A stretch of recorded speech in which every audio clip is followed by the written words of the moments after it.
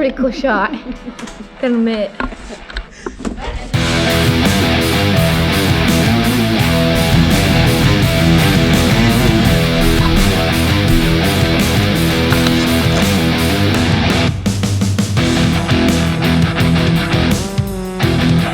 right, so this video we're going to take a look at the engine of our Factory 5 car. So this is the engine we started with out of a 94 Mustang. This was pulled back in February of 2020. And it had some issues with it. So there you can see we had to get a different one. This one was actually out of an Explorer. So what we found on the original one when we went through and disassembled everything was we found that a couple of bolt locations where the water pump bolts to the front of the engine block itself, those bolt holes were actually broken and part of the block had come away when they removed the water pump on it. So we took it to the machine shop, Holden Machine Shop in Oneida, Illinois. They took a look at it for us, and he said, hey, you know, we can fix it. It's probably going to be questionable as to the reliability on it. It's probably best to get another one. So we located another one actually out of a Ford Explorer, which was good because it had a little bit better flowing cylinder head on. It actually had the GT40P heads on it, which in Ford world is a little bit better flowing heads than the E7TE head that came on the original 97 or 94 Mustang. So just some time lapse here of Mark and Katie disassembling everything. Got the intake off, got the heads off. Here they've got the pistons and the connecting rods, everything out other than the crank. So everything looked good when we had it and we got it apart. So it went to Holden Machine Shop, and he went through and cleaned the block up, took the heads all apart, put new crane springs in it.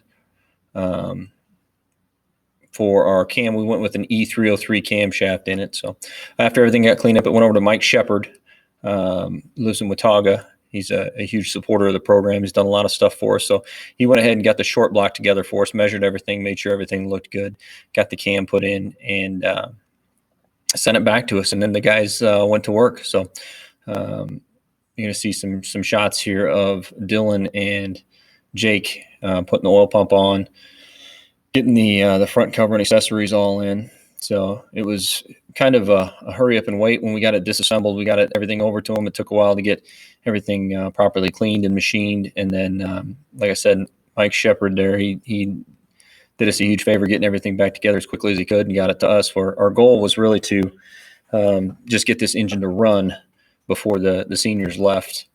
And it's something that we accomplished, and we'll get to see in the next video. But here's Dylan getting everything torqued down on the engine. The engine work isn't something we get to do a whole lot of in this application. Usually the engine work we do is just on kind of stand engines that might start and run for a few seconds. But this is kind of cool because it's going to have a long life in a pretty cool car.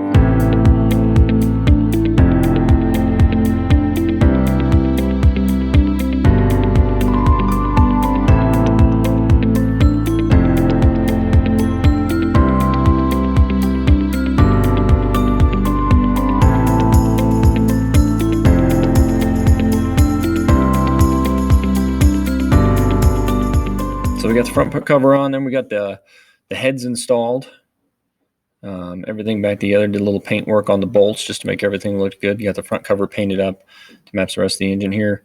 We got it rolled into the engine lab, and Katie's working on getting the headers installed. This was a little unusual on the Factory 5 cars. The exhaust actually exits just behind the front wheels, so the headers actually have to go on backwards, which in all the Ford engines I've been a part of building, it was a very unusual sight to see those headers pointed forward.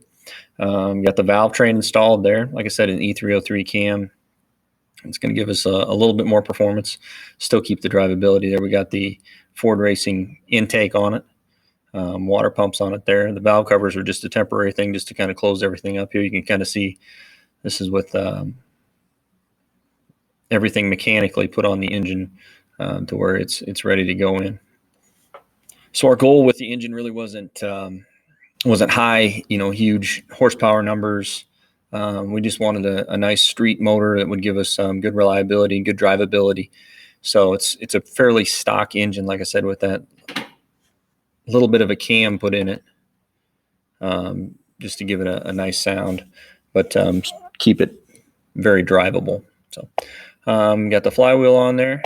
and we'll get some more pictures later on of the clutch and everything going in. So we're going to give you a couple shots just to the status of the car. So the interior is all insulated.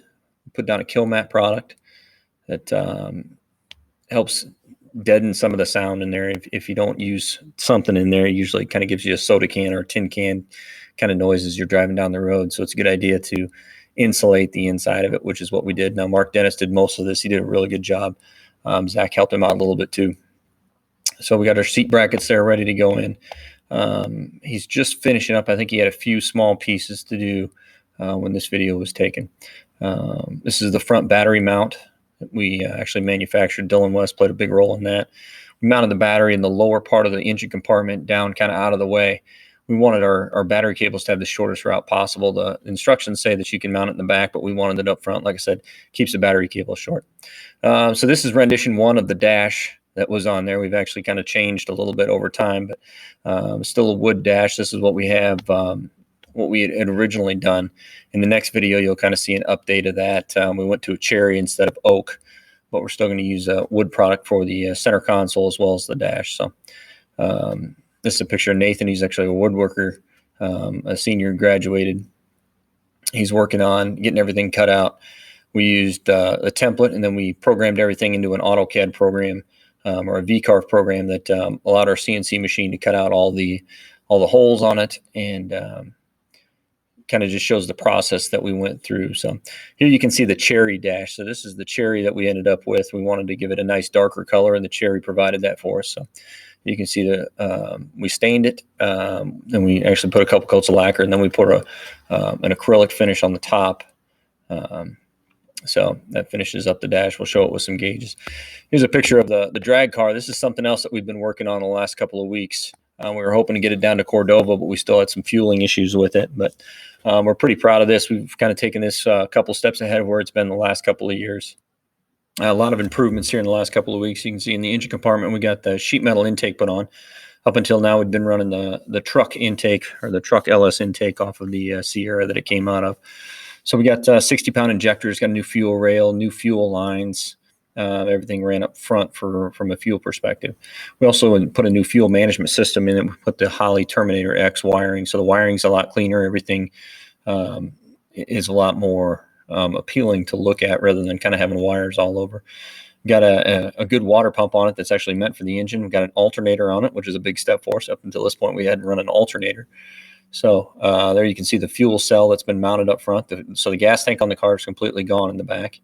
Our fuel pump, fuel filter, new AN lines, everything's run up behind the front bumper. So it looks nice and clean. It's kind of hidden away. The fuel gun, it's a 2.5 gallon fuel cell, so no long cruises for this thing. But here you can see the inside of it. We actually went through and used a bed liner material on the whole inside of it to kind of clean it up. The roll cage, we painted it flat black.